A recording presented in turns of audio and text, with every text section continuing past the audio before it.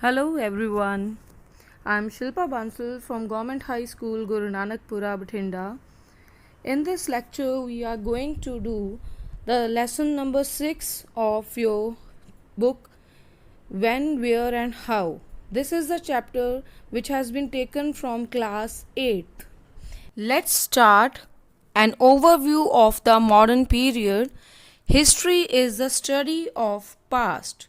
Historians have divided the history of the world into three periods, that is ancient, medieval and modern. So in this way Indian history have also been divided into ancient, medieval and modern period.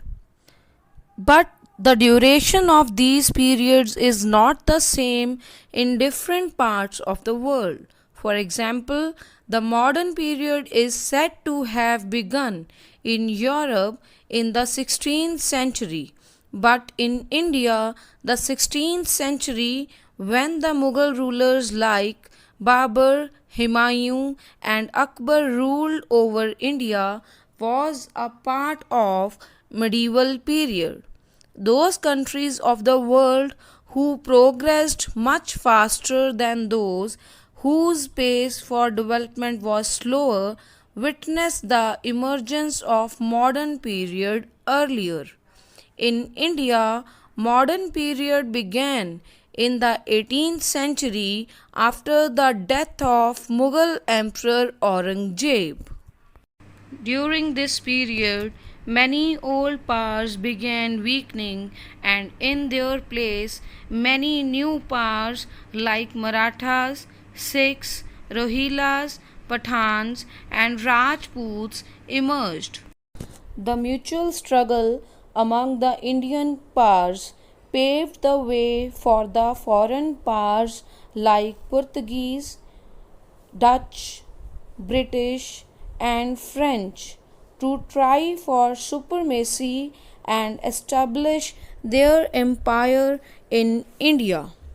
With the coming of these foreign powers, modern period began in India. So, in this way, modern period in Europe began in the 16th century, but in India it began in the 18th century. There were many social evils prevalent in India compared with foreign societies.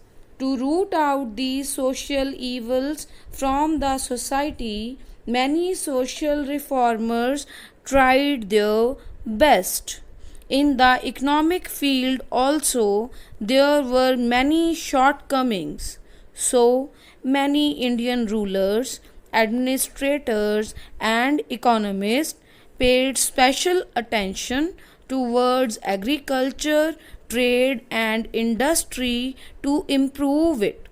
At that time, many schools and colleges were established where foreign languages were taught side by side with the Indian languages. Western ideas enlightened the Indians along with Western education and literature. So, in this way, modern period began in India. Among Indians, the feeling of freedom, equality, and brotherhood emerged as soon as they got education about Western culture, history, and philosophy. Now, how could Indians tolerate the foreign rule and the exploitation of their motherland? So they started the national movement against the British rule. They got the independence in 1947 after so many sacrifices and intolerant atrocities. After independence of India, then there started the task of reorganization of India and rebuilding its economy. India has achieved a respective place among the great countries of the world after putting so much efforts and progress for the last 57 to 58 years. So, in this way, modern period is full of tensions, pressures, and challenges, and ups and downs. Still, gradually, we the Indians are trying our best for more progress and prosperity. Now we will talk about the major developments during the modern period. 18th century is regarded as the darkest period in Indian history because during this period, after the downfall of Mughal emperor, there started a struggle for supremacy not only among the regional powers but also among the foreign powers. By taking the advantages of the weakness of the Mughal Empire, many regional powers declared themselves independent. In 1724 AD, Nizam ul Mulk founded the independent state of Hyderabad. After this, because of the lack of central power, Murshid Quli Khan and Ali Wardi Khan founded independent state of Bengal. In 1739 AD, Sadat Khan made Awadh an independent state.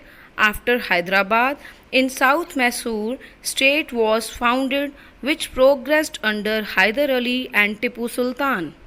Marathas also took the advantage of the situation and started attacking Mughal territories. European powers like Portuguese, Dutch, French, and Britishers also took the advantage of the situation and tried to find their rule in India. Because of this, three Carnatic wars were fought among French and Britishers during the period 1744 to 1763, in which British got victorious. After the downfall of Mughal Empire, the economy of the country suffered because of the disturbances and law and order problem. British got monopoly over Indian trade. Indian art and craft ruined, which was very popular in the world. In the next slide, we will talk about the main sources of modern Indian history. History is based on facts. To reconstruct the history, historians have to depend upon various sources. And to know about the modern Indian history, there are many sources, and some of them are: first is books. With the invention of the printing press, many books were published in English as well as in Indian languages. Through these books, we get the knowledge about the progress made by man in the field like art, literature, science, history, and music. By reading these books, we can get the inspiration for more progress. Second is government documents. Government documents are the main source of modern Indian history. By studying these, we get the knowledge of the mutual relations and the way how the Britishers controlled the Indian states. From these government documents, we also get knowledge about the ways the Britishers exploited Indians economically.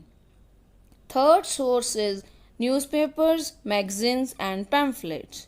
We get information through newspaper, magazines, and pamphlets about the modern period of Indian history, which were published in India in different languages.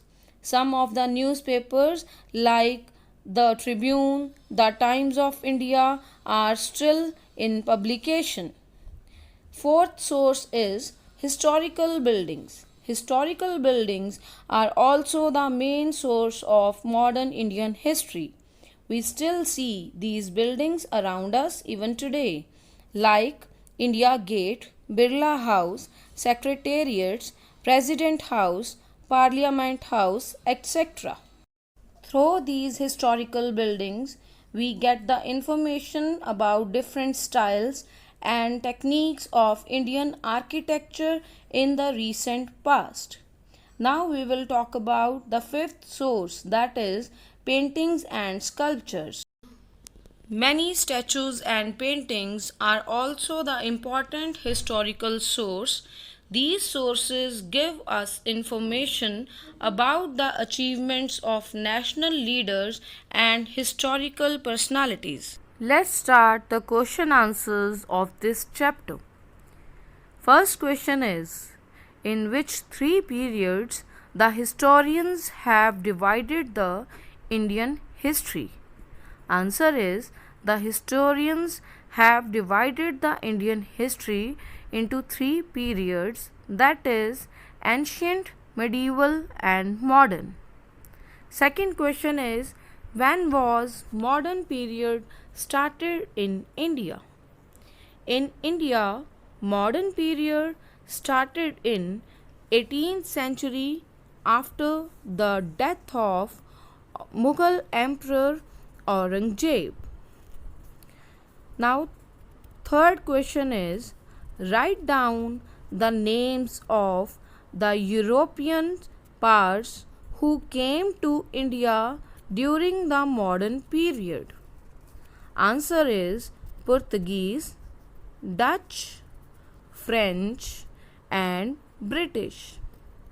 Fourth question is, when and by whom an independent state of Awadh was founded?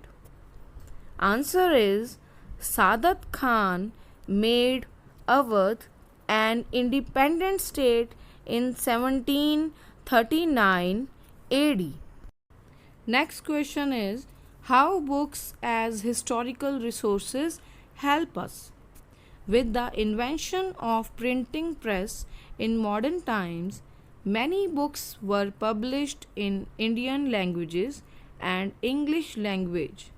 Through these books, we get the information about the field like art, literature, science, history and music.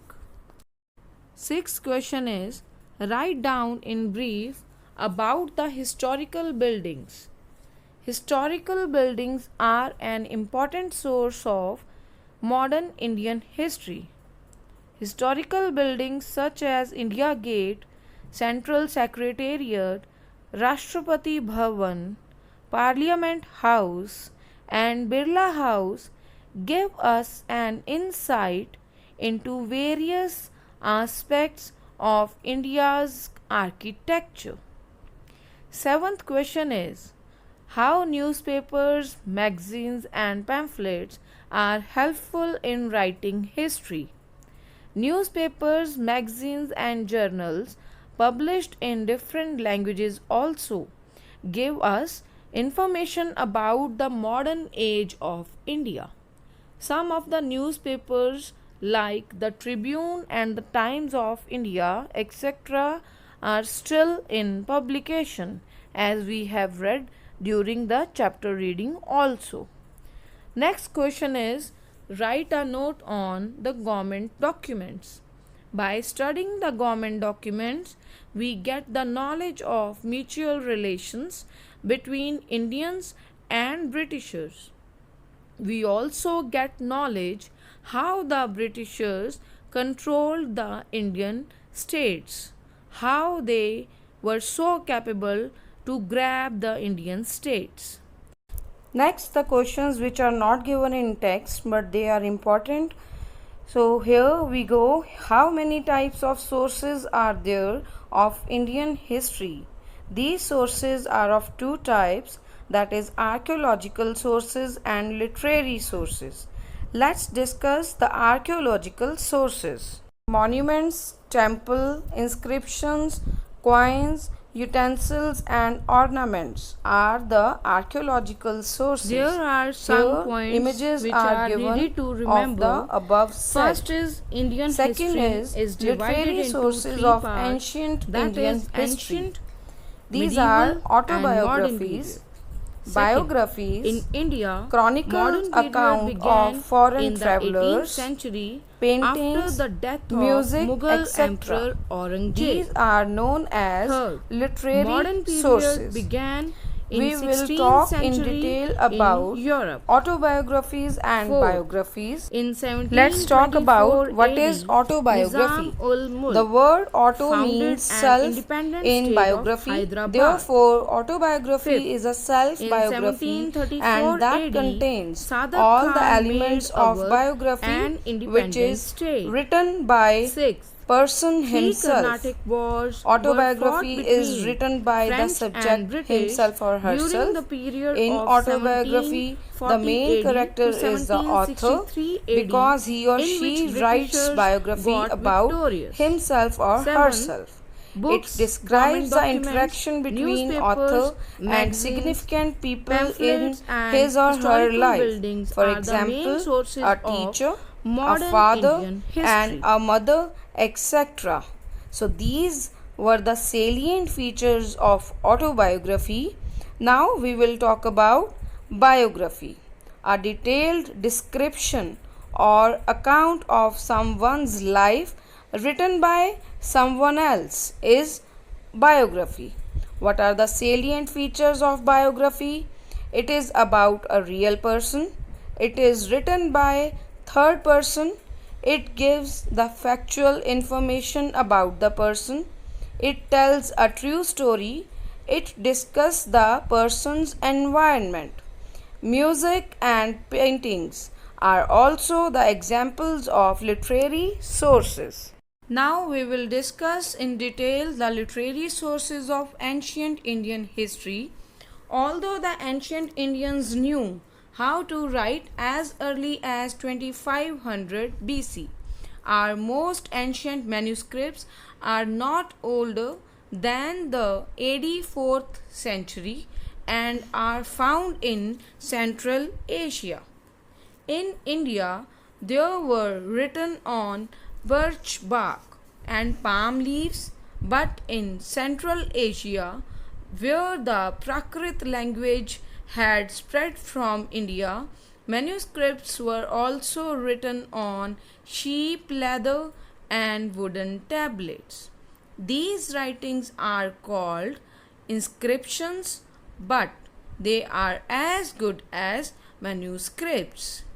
When printing was not known, manuscripts were highly valued.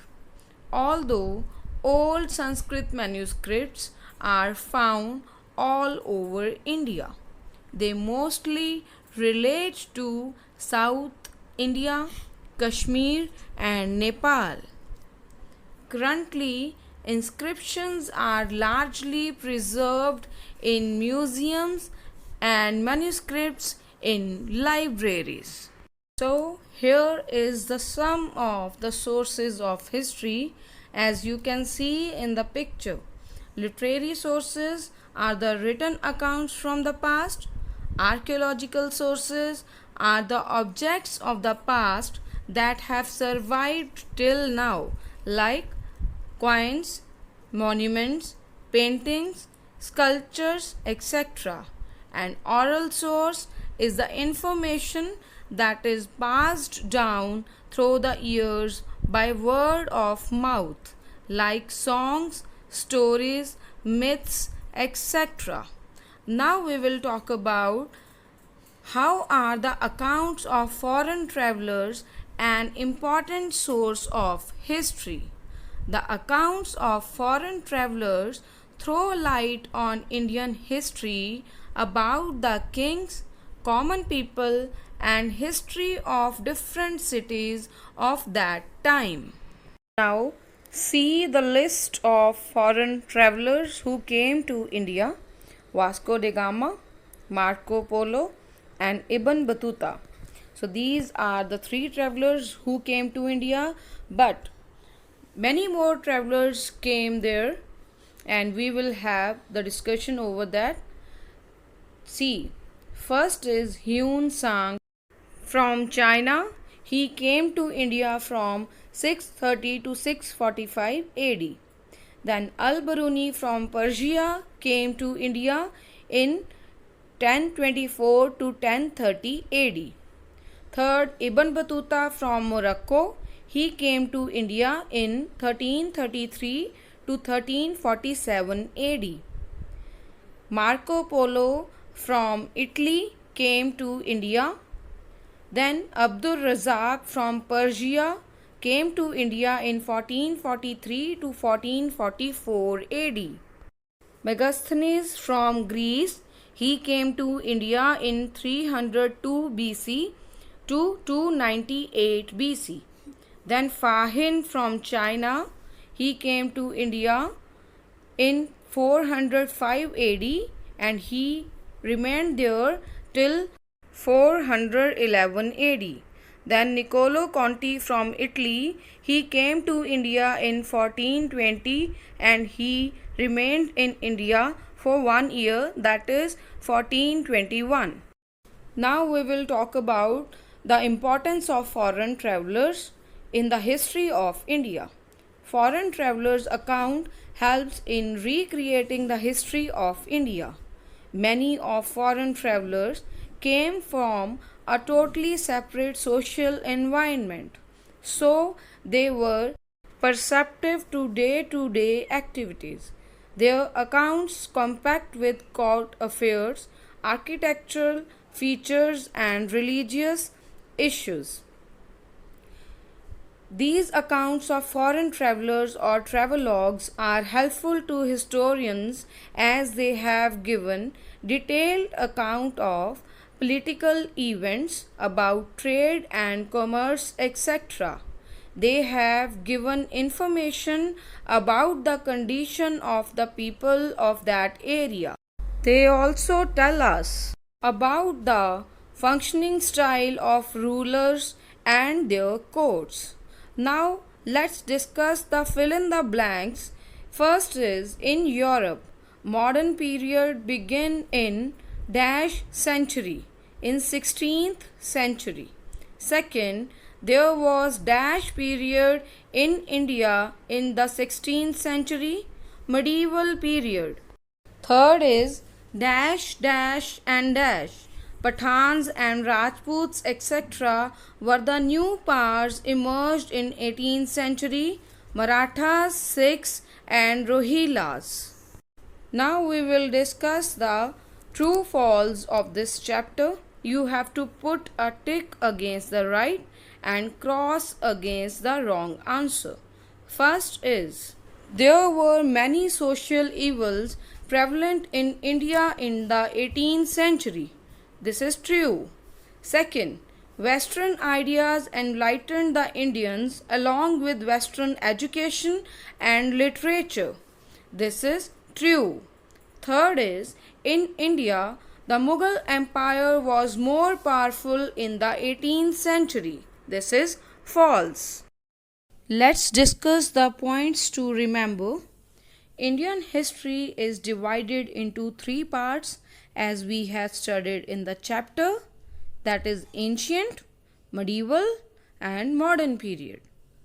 Then we have read in India, modern period began in the 18th century after the death of Mughal Emperor Aurangzeb. Third, modern period began in the 16th century in Europe. Fourth, in 1724 AD, Nizam-ul-Mulk founded an independent state of Hyderabad. Fifth, in 1724 AD, Saadat Khan made Awadh an independent state. 3 Carnatic wars were fought between French and British during the period of 1740 AD to 1763 AD, in which British got victorious. 7th, books, government documents, newspapers, magazines, pamphlets and historical buildings are the main source of modern Indian history. Now, this was all about the chapter when, where and how. I am going to give you an activity in which you have to write the main sources of modern Indian history on a chart, that is of books, government documents, newspapers, magazines, pamphlets, historical buildings, paintings, and sculptures with a picture of each source and then paste it on the wall. Thank you, all of you. I hope you have all understood the chapter.